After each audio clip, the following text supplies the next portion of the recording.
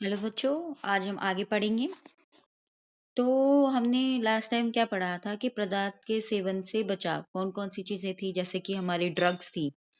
तो ड्रग्स से कैसे कैसे बचाव होते हैं और कौन सी ड्रग्स, हमने ये भी पढ़ा था यहाँ पे कि कौन सी जो ड्रग्स हैं हमें क्या नुकसान करती है, ये सब चीज हमने पढ़ा था। आगे पढ़ते हैं हम लोग तंबाकू। तो तंबाकू में क्या था,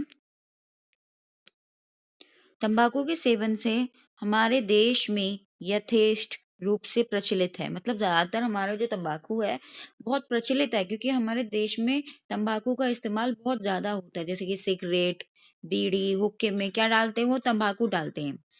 सिगरेट में निकोटीन होता है जो रक्त वाहिकाओं की का रक्तचाप को क्या कर देता है, उच्च बना देता है।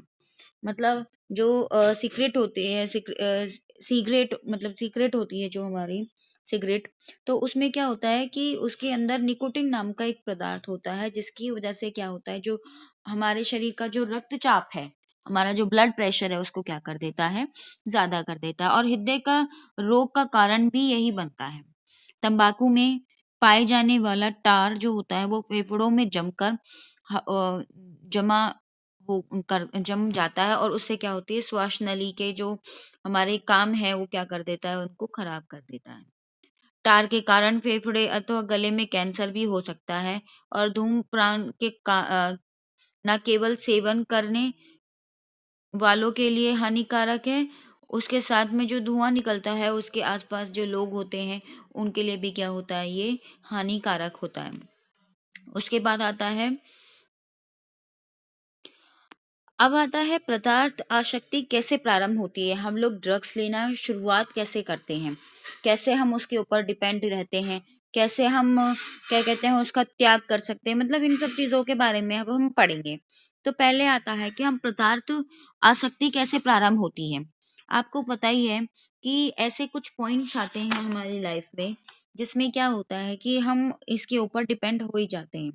जैसे कि बंधुओं की इच्छा के दबाव में आकर केवल कौतूहल, उत्तेजना और उद्यमशीलता, साहस जताने के लिए, कभी कभार होता है कि फ्रेंड सर्कल ऐसा बन जाता है हमारा कि उसको इम्प्रेस करने के चक्कर में सिर्फ जिज्ञासा कि हाँ भाई कैसा होगा ये टेस्ट करने में, और क्या कहते हैं हमारी एक्साइटमेंट, हम कितने एक्साइटेड होते हैं इसे खाने के लिए, और एडवेंचरस ये दिखाने के लिए कि हाँ भाई मैं बहुत एडवेंचरस हूँ, और क्या कहते हैं अ, खतरनाक खेलों से खेलने की मेरी आदत है। दूसरी, हमारी जो क्षमता है उससे, हमारी क्षमता से अधिक जो होती है हमारी शारीरिक एवं मानसिक कार्य करने की जो इच्छा है, उससे प्रेरित होकर हम लोग क्या करते हैं, ड्रग्स एडिक्ट हो जाते हैं।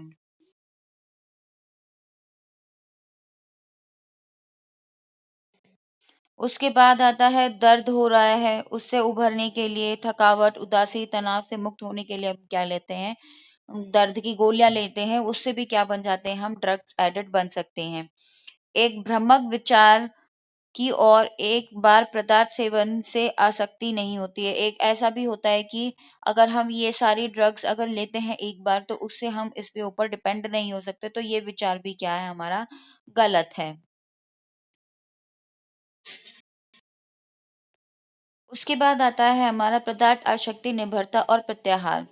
तो आसक्ति व्यक्ति की वह दशा है जिसमें वह पदार्थ के सेवन के लिए व्यस्त हो जाता है और हर समय पदार्थ सेवन से प्राप्त भ्रामिक आनंद के लिए उत्सुक रहता है। इस कारण पदार्थ सेवन उसका चलता ही रहता है। ठीक है, तो इसमें क्या बोला गया है कि आसक्ति वो चीज है जिसमें अगर एक व्यक्ति इस दशा में पहुंच जाता है कि अगर वो खाना शुरू कर दे तो उसे लगता है कि उसको आनंद आता है उसे खाने में बार बार, तो क्या हो जाती है, उसको वो लत लग जाती है। ठीक है, क्या लग जाती है, उसको लत लग जाती है।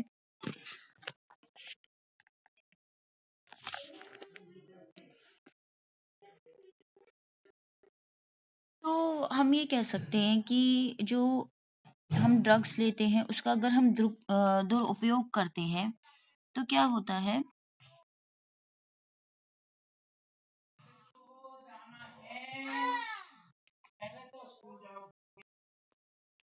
तो दुरुपयोग जो होता है मतलब बहुत ही बेकार होता है। उसी की वजह से क्या हो जाता है, हमें ड्रग्स अब्यूज़ हो जाता है। जैसे कि मान लो अगर किसी इंसान को दर्द होता है और वो दर्द में क्या लेता है, टैबलेट्स लेना शुरू कर देता है और वो लगातार लेता ही रहता है। तो एक टाइम ऐसा होगा कि वो रह नहीं पाएगा उस टैबलेट के बिना, चाहे उसको दर्द हो रहा हो या नहीं हो रहा हो।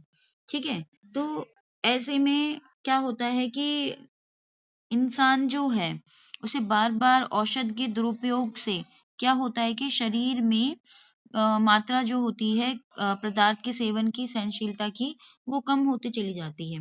तो तब क्या होता है, तब शरीर जो है अ, औषध की खुराक बढ़ाने के लिए सचेत करता है कि मतलब वो उकसाता है कि तुम उसकी खुराक बढ़ा दो। तो क्या होता है कि हम लोग जैसे दर्द की गोली लेना स्टार्ट कर देते हैं, तो एक टाइम ऐसा आएगा कि दर्द में कोई फ़र्क नहीं पड़ेगा उसको खाने से। फिर क्या करोगे आप, उसकी खुराक को क्या कर दोगे, बढ़ा दोगे और फिर क्या होगा, बढ़ती चली जाएगी और ऐसी अवस्था में आपको क्या लग जाती है, उसकी लत लग जाती है। क्या लग जाती है? उसकी लत लग जाती है। तो ये क्या कहते हैं, अगर किसी इंसान को एकदम से हम लोग क्या करते हैं, बंद कर दें, जैसे कि अ, हम लोग अगर बंद कर दें तो क्या होगा, तो वो इंसान जो है एकदम से अलग सा दिखने लग जाएगा। जैसे कि जी मचलने लग जाएगा, उसके शरीर में कपन सी पैदा होने लग जाएगी, पेट में दर्द हो जाएगा, दिल की धड़कन तथा पसीने आने लगेंगे, गंभीर उत्तेजना तथा बेहोशी तक का रूप भी ले सकती है। तो ऐसे में मतलब ये बहुत ही कठोर होता है उसको छुड़वाना, अगर वो औषधि अगर छूट जाती है या बहुत मुश्किल होता है। तो उसका सेवन के ऊपर निर्भर करता है कि अगर वो ज़्यादा लेता है तो बहुत ही मुश्किल होता है उसको छुड़वाने का और हो सकता है कि वो उसकी जान भी ले ले। अब आता है हमारा औषध सेवन के प्रभाव। क्या आता है अब हमारा? औषध सेवन के प्रभाव क्या होते हैं? तो सबसे पहले हमारा होता है अल्प समय तक रहने वाला प्रभाव। तो जो हमारा ये अल्प समय तक रहने वाला प्रभाव है, इसमें कुछ मिनट तक मतलब कुछ मिनट बाद इसके प्रभाव क्या होते हैं, उभरने शुरू हो जाते हैं। पर जो लंबे समय से तक टिकने वाले प्रभाव हैं वो क्या-क्या हैं? लगातार व अत्यधिक मात्रा में दीर्घ काल तक पदार्थ सेवन शारीरिक और मानसिक को क्या पहुँचाता है हमें?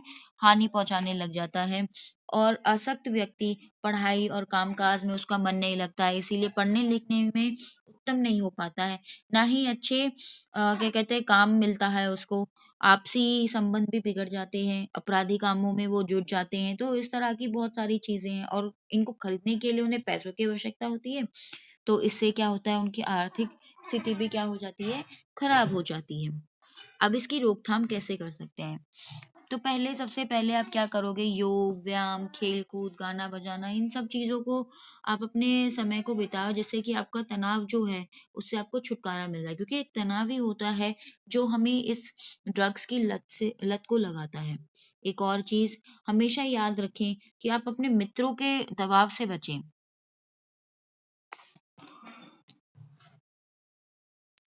मित्रों के दबाव से बचें। हमेशा ये याद रखें कि मित्रों के दबाव से बचें, क्योंकि अच्छे मित्र आपको अच्छी चीज़ें करने के लिए बोलेंगे, कभी भी बुरी चीज़ों के लिए मजबूर नहीं करेंगे। और एक ऐसे मित्र चूज़ करें जो कि बहुत अच्छे हों, सटीक जिसे हम बोलते हैं चुनें, ताकि वे आपको आपके मूल्यबोध के विरुद्ध कुछ ना करने पर मजबूर ना करें। मतलब जो आपकी अ, आदर्श है, उसके विरुद्ध आपको करने के लिए आपको मजबूर ना करें। किसी भी कारण अत्यधिक तनाव मत लें, मतलब तनाव तो लो ही मत, ठीक है? जो भी करें अपनी क्षमता के अनुसार भली-भाँति प्रकार से करें। और दूसरा, हमेशा पॉज़िटिविटी रखें, आशावादी रहें, सकारात्मक दृष्टिकोण रखें अपना ज़िंदगी की तरफ। समस्या और तनाव हर किसी के साथ रहती है, पर उसका सामना करना सीखें। कभी भी निराश मत हो, पराजय मतलब जीवन का मतलब ये चीज़ें जो होती है वो हमारी अ, अंग बन जाती हैं। तो हमेशा उसको क्या समझें, अपना अंग ही समझें। माता-पिता व मित्रों से सलाह लें, मशवरा लें, ठीक है? वे आपको सहारा व सुझाव दे सकते हैं कि जिससे आपकी चिंता व अपराध की भावनाएँ जो होती हैं वो दूर हो जाएँ। उसके बाद आता है हमारा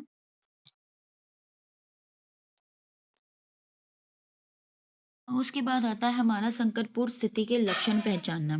यदि आपके मित्र पदार्थ का सेवन करते समय करते हुए पाए तो आप हमेशा बड़ों को बताएं, उसमें हिचकिचाएं मत, क्योंकि समय पर अगर उसकी रोकथाम हो जाए, उपचार हो जाए, तो वो ज्यादा जरूरी है। फिर उसके लक्षण क्या होते हैं, आप मान लो आपको पता नहीं है, तो किसी समस्या के कारण अथवा केवल आनंद व आराम पाने के लिए नियमित पदार्थ सेवन की इच्छा अगर जो रख रहे हो, तो वो चीज भी गलत है। अचानक कार्यस्थल या स्कूल में उपस्थिति में बदलाव, एकदम से जैसे बच्चा जा रहा है रेगुलरली, पर एकदम से क्या हो गया, वो कम जाने लग गया, है ना, तो क्या होगा, कुछ ना कुछ गड़बड़ है।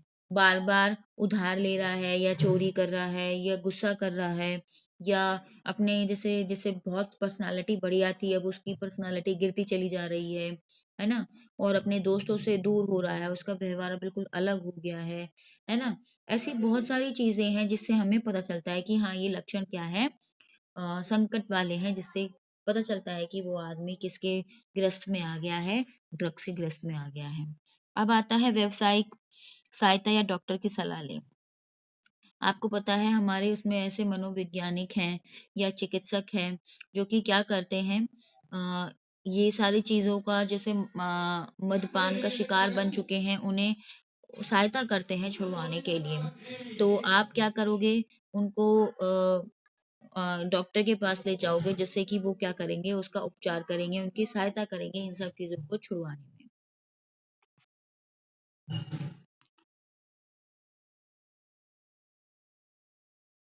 अब आता है हमारा कुछ आधुनिक नैतिक तकनीकें हैं जिनका हम इस्तेमाल करते हैं अपने मेडिकल लाइफ में, जैसे कि एक्सरे, रेडियोग्राफी भी बोलते हैं। आपको पता है जैसे हड्डियां टूट जाती है, तो हम उसका एक्सरे करवाते हैं कि कहीं कहाँ से टूटी है, तो ऐसी क्या है इसके अंदर।